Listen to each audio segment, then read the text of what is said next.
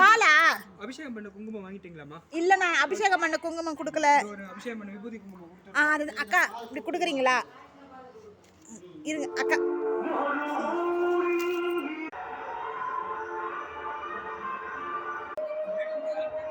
பால்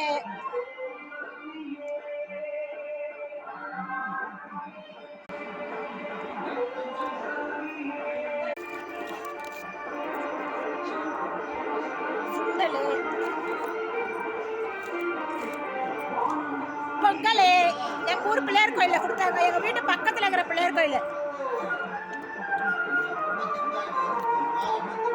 உங்களுக்கு வேணுமா? எங்க வீடு பக்கத்துல இருக்கு இந்த கோயில்.